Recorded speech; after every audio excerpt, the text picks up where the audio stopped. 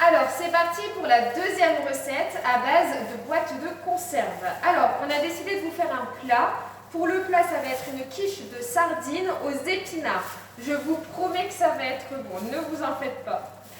Alors, on va prendre un oignon, on va l'émincer comme d'habitude et ensuite on va le faire revenir dans un petit peu de beurre, soit 10 g de beurre. C'est parti!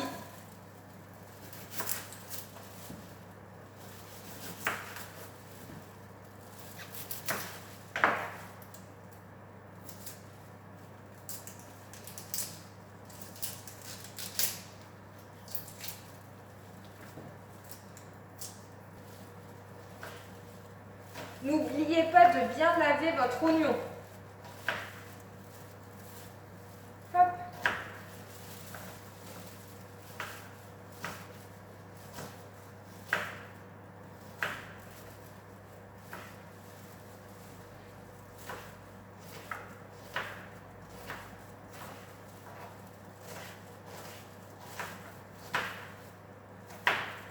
Et voilà. On va reprendre notre plaquette de beurre et on va faire à l'œil 10 g. N'oubliez pas, 10 g, c'est le petit carré qu'on peut retrouver un peu partout, que ce soit en grande surface, à l'hôtel ou à l'hôpital. Alors, hop, 10 g de beurre, ça correspond environ à ça. On va mettre ça dans une casserole avec nos oignons. Alors ici, on a mis nos oignons à cuire avec notre beurre. En attendant, on va prendre notre boîte d'épinards et on va bien la rincer. On insiste bien sur le rinçage. N'oubliez pas que les conserves permettent d'avoir une DLUO, donc une date de conservation très longue grâce au sel ou au sucre qu'on met à l'intérieur. Donc on rince bien pour retirer un maximum de sel. Alors, une fois que vous avez mis vos oignons à cuire, on va aller prendre notre pâte brisée, on va la mettre soit dans un grand plat à tarte, ou soit dans des petits moules individuels. Nous, on va le faire dans des moules individuels. Je voulais revenir avec vous sur l'intérêt de prendre une pâte brisée, non pas une pâte feuilletée. La pâte feuilletée a tendance à être 2 fois plus grasse qu'une pâte brisée, et c'est pour ça qu'on a décidé de prendre une pâte brisée. Après, évidemment, vous pouvez la faire maison. Il existe des recettes de pâte brisée sans beurre à base de yaourt. Sinon, quand on n'a pas le temps, on fait avec ce qu'on a dans le frigo. Donc, on va prendre une pâte brisée de grande surface et on va la mettre sur nos moules. C'est parti!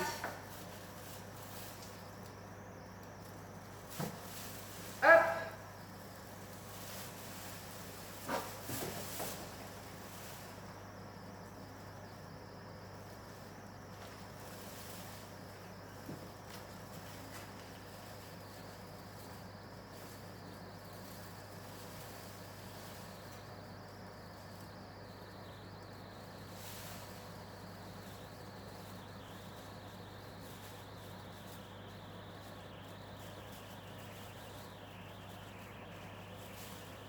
N'oubliez pas de bien piquer à l'intérieur à l'aide d'un couteau ou d'une fourchette.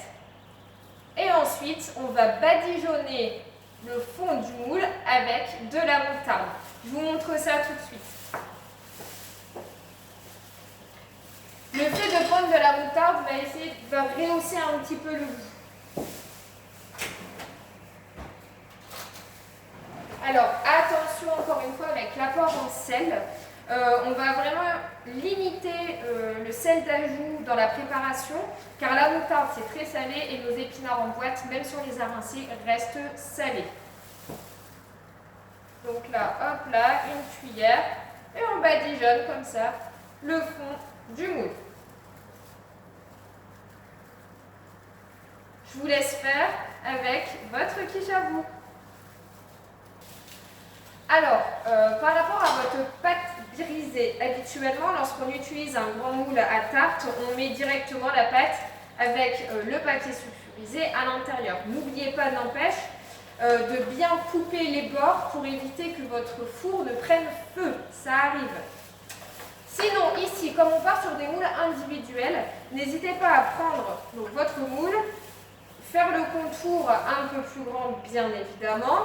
Et puis par la suite, vous prenez des ciseaux. Comme ça, vous utilisez le même papier sulfurisé. Ça évite de le jeter et d'en gaspiller. Hop. Les ciseaux doivent être lavés au préalable.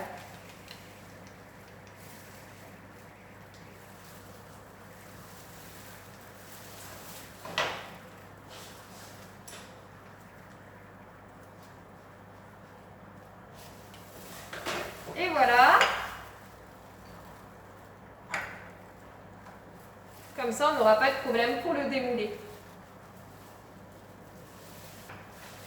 Alors, une fois qu'on a fait nos fonds de tarte, n'oubliez pas d'éteindre vos oignons. Et ensuite, on va prendre 3 œufs, on va les mettre dans une jatte. On va également ajouter 3 à 4 cuillères à soupe de crème fraîche. N'hésitez pas à prendre de la crème semi-épaisse. On en a de la 4% à l'heure actuelle ou de la 12%. Et puis après, on va tout bien mélanger et ajouter à l'intérieur des sardines qu'on va bien laver, bien rincer, bien sécher et retirer aussi l'arête. Alors, on va commencer déjà avec les œufs. Donc, c'est parti, on va casser 3 œufs. En voici un. En voici 2. Et le troisième. On va tout jeter et se laver les mains tout de suite. Alors, une fois que vous vous êtes bien lavé les mains, on peut commencer à mettre notre crème, donc 4 cuillères à soupe pour nous. Je ne vous l'ai pas dit, par rapport aux œufs, surtout, ne lavez pas les œufs avant de les casser. Pourquoi? On est d'accord, les œufs sortent de la poule. Et donc, c'est sale, c'est considéré comme un aliment sale. Et si on met de l'eau sur un œuf, évidemment, on va faire rentrer les excréments qui sont autour à l'intérieur, car l'œuf, au niveau de la coquille, ça a des pores. Et les pores vont laisser rentrer les excréments à l'intérieur de l'œuf. Donc, surtout, ne jamais laver les œufs. Toujours se laver les mains avant et après. Mais les œufs, il faut juste les claquer, les mettre à l'intérieur et tout de suite les jeter. Pareil, les œufs normalement ne peuvent pas se conserver au réfrigérateur. Les œufs doivent être conservés à température ambiante. C'est toujours pour ce souci justement d'excréments. Alors, j'ai mis ma crème, j'ai mis mes œufs et maintenant on va mélanger.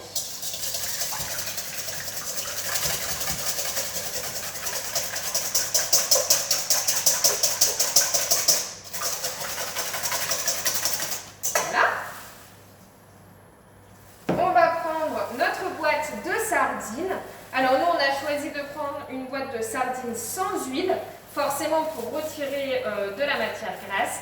Si vous en avez avec de l'huile, c'est pas grave, on va juste les rincer dans tous les cas. Donc hop, on ouvre. On va retirer le jus, les rincer et avec un sopalin, on va venir tamponner pour retirer l'excédent d'eau. Alors vos sardines, vous les avez bien rincées. Vous les mettez comme ça sur votre planche à découper ou sur votre plan de travail. Vous allez prendre un sopalin, donc bien sûr propre, et puis vous allez venir ici tamponner comme ça les sardines pour essayer de retirer l'excès d'eau. Sinon votre quiche aura tendance à être trop liquide. Alors c'est pareil, ici j'ai décidé vraiment de faire en sorte de vous proposer des recettes avec ce qu'on a vraiment dans le frigo. Sachez que si vous n'avez pas de crème fraîche, vous pouvez remplacer la crème fraîche pour l'appareil à quiche par du fromage blanc ou un yaourt nature. Hop.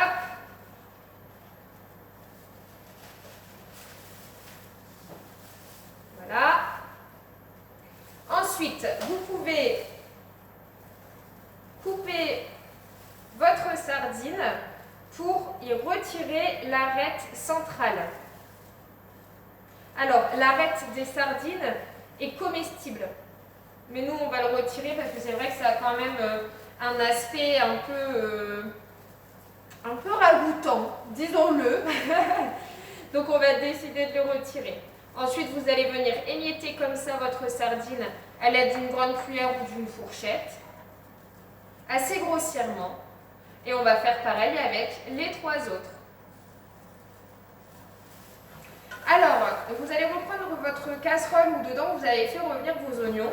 Vous allez y ajouter vos sardines que vous avez hachées grossièrement. Une fois que vous y aurez mis vos sardines, on va mettre nos épinards. Vous n'êtes pas obligé de mettre la totalité de votre boîte d'épinards. Tout dépend si c'était une grosse boîte ou une petite boîte. Ça, c'est à vous de voir. Alors, nos épinards qu'on a bien évidemment rincés, égoutter, car ça rend beaucoup d'eau. On va venir les prendre.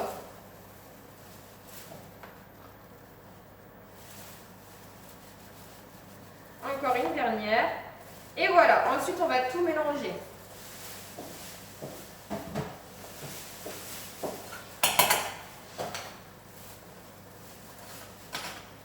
Hop.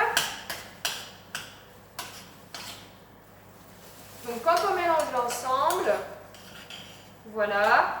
N'oubliez pas, on va éviter de rajouter du sel à l'intérieur. On va le laisser vraiment naturel. On va prendre nos petites quiches individuelles et on va y mettre comme ça une bonne portion de mélange de légumes et de sardines. Alors, sur la recette que je vous ai mise, je vous demandais justement de mélanger les légumes et les oignons avec votre appareil à quiche. Là, nous, on a décidé de faire différemment, mais dans un sens comme de l'autre, c'est exactement pareil, ça fonctionnera. On va faire la deuxième.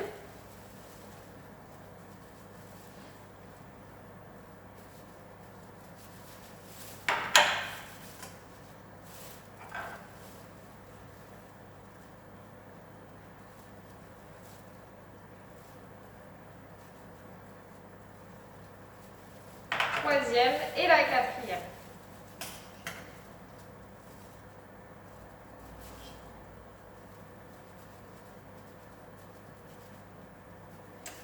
Voici. On va débarrasser un petit peu le plan de travail et on va y mettre après notre appareil à quiche. Alors, maintenant que vous avez mis vos épinards, votre mélange d'épinards et de sardines à l'intérieur de vos moules, on va prendre notre appareil à quiche et on va la verser comme ça par-dessus. Hop! Avec votre cuillère ou votre fourchette, n'hésitez pas à tapoter un petit peu à l'intérieur pour que l'appareil à quiche puisse vraiment se mélanger à nos légumes.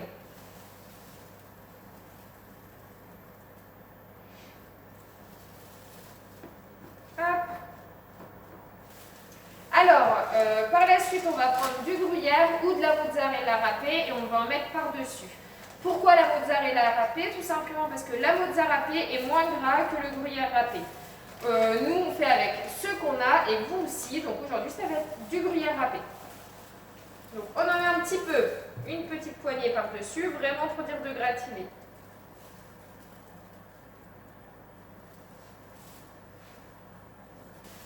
Alors, pour la cuisson, donc on va être sur 150 degrés entre 30 à 40 minutes pour les grandes tartes. Et pour les petites tartes individuelles, on va rester sur 150 degrés, mais plutôt une vingtaine de minutes. A tout à l'heure en photo avec notre quiche.